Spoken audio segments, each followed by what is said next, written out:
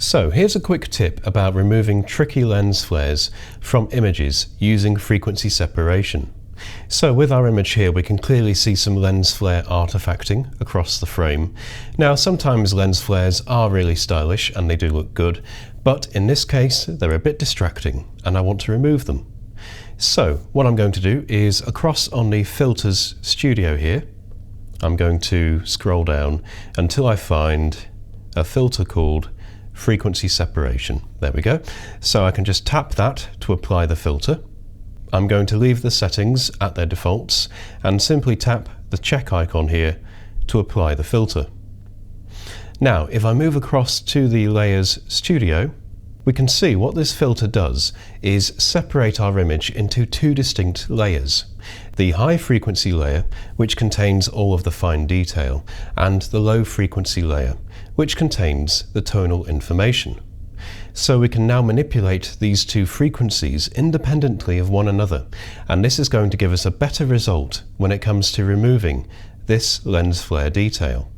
For example, I'm going to hide the high frequency layer, so we're now just working with the tonal information on the low frequency layer. Then I'll select the in-painting brush, and that's across on the left here.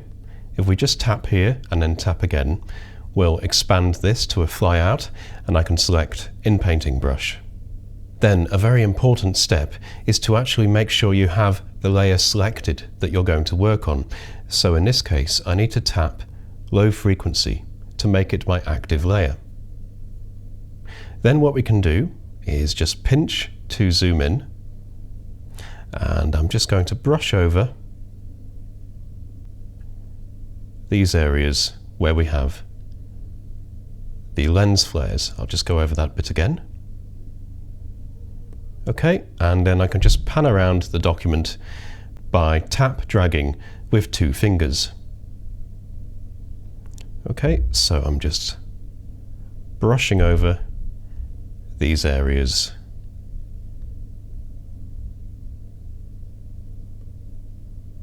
To in-paint them out, I'll just go over the same area again. There we go.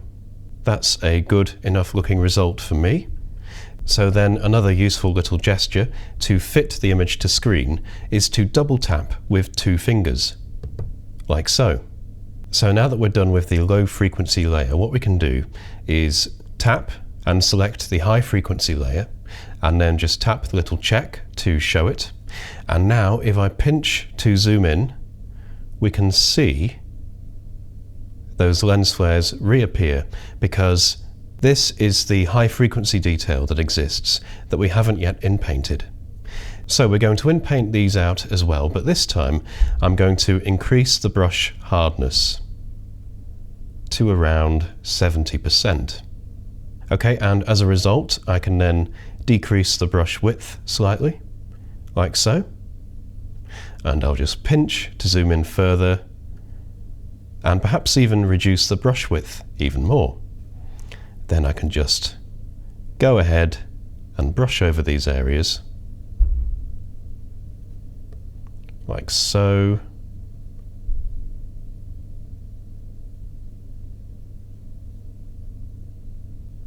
Okay, and just work my way up towards the sky. Okay, so if an area isn't quite satisfactory, I can try going over it again, perhaps even drawing out a bigger area this time.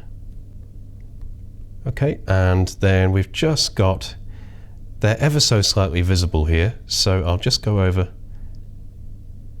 that one up there, perhaps go over it again.